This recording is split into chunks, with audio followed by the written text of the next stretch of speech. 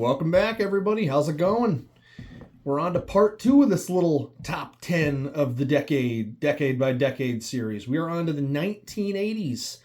If if you didn't catch my last video on my top 10 favorite horror movies of the 1970s, you do know that I made a bold statement, a bold claim in the beginning of that video, saying that this little series here, these top 10s decade by decade, are going to be movies that are not, I repeat, not including the big guns. Nothing behind me. So, the 1980s is hard. This is by far going to be the hardest decade to pick out the top 10 because there's just, because there's just so fucking many. But yeah, 1980s, how can you not include Freddy, Michael, or Jason, or Chucky? How can you not include those franchises in the 1980s? You know what I mean? It's going to be hard. It was very, very difficult. I was able to do it for the 70s without Halloween. I'm going to be able to do the 80s, and I did. I've got here my top 10 personal favorite, not in any particular order, just like last time. I'm just going to do like 10 movies. My top 10 personal favorites of the 1980s. I want to try to go through this as quick as I can, just give some little bullet points. I don't want to spend hours on hours talking about everything. But I got, I'm just going to go 10 down to 1 here. So number 10, I'm going to go with John Carpenter's The Thing. 1982, MacReady, Kurt Russell, what else to be said? Epic in all proportions. I have to say is, just like I said about The Exorcist with the 70s, in my opinion, The Thing is gotta be like, I don't know, behind Elm Street, behind Friday. I don't know. I mean, it's gotta be that like 2 slot of like just the greatest, in my opinion, the greatest horror movie of that decade. It's just absolutely fantastic. John Carpenter. You can argue, is it Halloween? Which is his greatest film? It's up for you to decide. Halloween is my number 1, but The Thing from 1982, pure perfection, absolutely fantastic, absolutely love it. We're gonna go to number 9 here. We got another John Carpenter film here. We are going with Christine. I'm not a car guy, but the score, John Carpenter's score in this film, it's just absolutely fantastic. The character, or Keith Gordon's performance in the character of Arnie Cunningham, it's great. The way he transforms in from that nerdy dork into that serious badass greaser. I love it. I can't remember the friend's name off the top of my head, or the actor that portrays him, but it's a great overall story. I've never read the novel. I've never have read Stephen King's adaptation of Christine, but I do believe personally John Carpenter nailed it. I love it. So number 8, another movie that you've never really heard me talk too much about, I will spend a little bit of time here, is The Evil Dead. Now, you don't really see a lot of Evil Dead things behind me here, you know what I mean? But I just like Scream, there is not, I repeat, not a bad Evil Dead film. Every single one of them. Boom.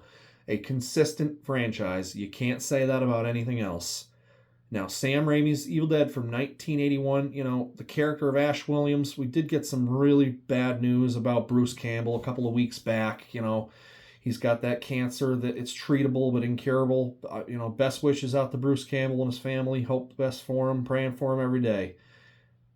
Just for those out there that have wondered, yes, I love The Evil Dead. I don't talk about it as much because I'm always fixated on the big slashers and everything else.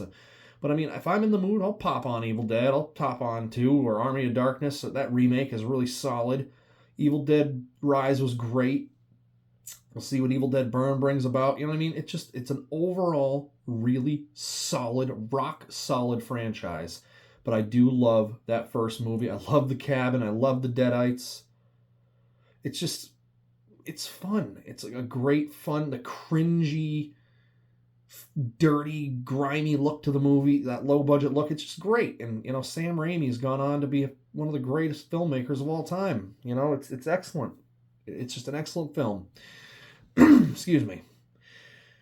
Now, number 7, same goes for this. I don't think I've ever talked about Hellraiser. 1987's Clive Barker's Hellraiser. Once again, you don't see a lot of Hellraiser or Pinhead behind me. I have one picture of Pinhead up on my wall. I'm not emotionally attached. Just like Texas Chainsaw. Like, I'm not emotionally attached to the character of Pinhead, just like Leatherface. There's something about it. It just never grabbed me and grasped me as a little kid. And when it comes to the Hellraiser franchise, I really only love the first 2 movies, and I really like the first 4. That reboot was all right. I own every single Hellraiser movie because I'm a completist. I've seen them all, but I really only go back and watch the first 2, really. But I mean, they're fun. They're fun background movies. It is what it is, but there's no denying Pinhead is an icon, and that original Hellraiser. Some people like the second movie more. Christy Cotton is, she might not even really be a main character in that first movie, but she's an iconic final girl, if you want to call her that. It is what it is. But there's no denying the impact that Hellraiser and the character of Pinhead has had. That's why I'm throwing Hellraiser on my list. I couldn't leave it off. And then another John Carpenter film, 1980's The Fog. I'll have The Fog for my number 6. Or number 5, rather. I think, yeah. The Fog. 1980, you got Tom Atkins in there, and Jamie Lee Curtis, Janet Leigh, those ghost pirates. It's that low-budget, grimy feel, John Carpenter score. I think, I don't know if I would say The Fog is John Carpenter's most underrated, undervalued movie, but it surely is one of them. And if you've never seen The Fog from 1980, I highly recommend it. It is a great, great movie. It's a lot of fun. Remake from 2005, never will I ever watch that movie again. I almost walked out of the theater. I really did. Don't even get me started. Now, this is one here. This was my number 5. I apologize. A movie, one of a few slashers I have on here. Now, this movie here, number 5, Maniac Cop. Now, this is a movie that I have been introduced to later in life. I don't think I ever watched Maniac Cop until I was late 20s. Probably in the last 5, maybe like 5, that was probably 5 or 6 years ago that I ever first watched Maniac Cop. And that it's become a regular. I fucking love it. The second one is solid. But, once again, Bruce Campbell in there, how he was portrayed, that they were trying to blame him for all these murders, and it was the character of Matt Cordell as the Maniac Cop, Tom Atkins in there again. It's just, that it's kind of like what Jason Takes Manhattan could have been, that setting of it.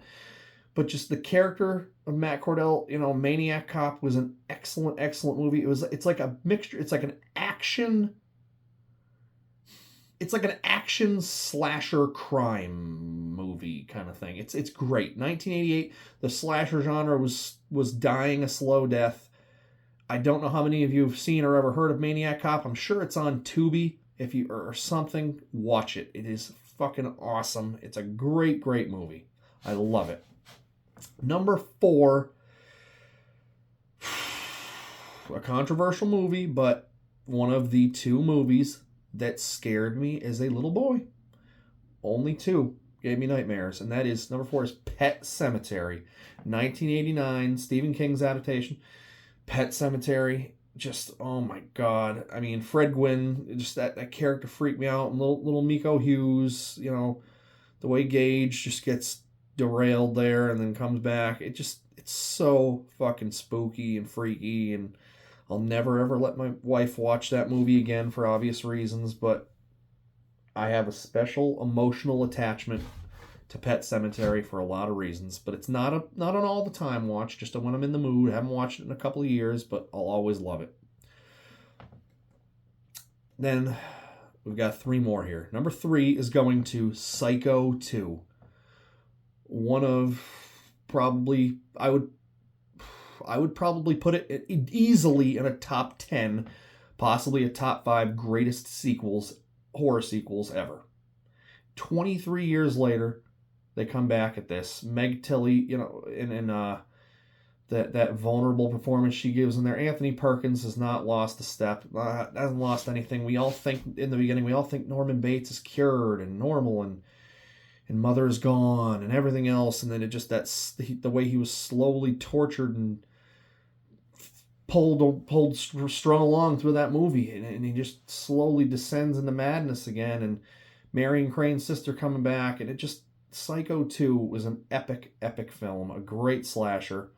If you haven't seen that, go and watch it. Psycho 3 is pretty solid. Psycho 4, that prequel, sequel kind of thing, it is what it is.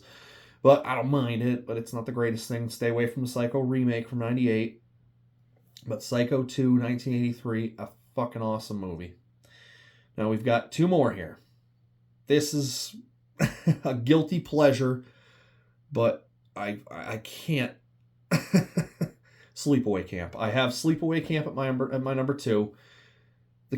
The way, yes, because they have kids at the camp. There's actual children at this summer camp and Camp Arawak, and you don't think Angela's the fucking killer all this time, and you got that creepy fucking cook, and then the weird ass cop with the fucking the mustache, and he comes back with like an electrical tape mustache, and just the way the kids were acting, and the creative kills, low budget trashy film, but like the fucking curling iron kill and the bees and the fucking way the cook gets all that boiling shit thrown all over him.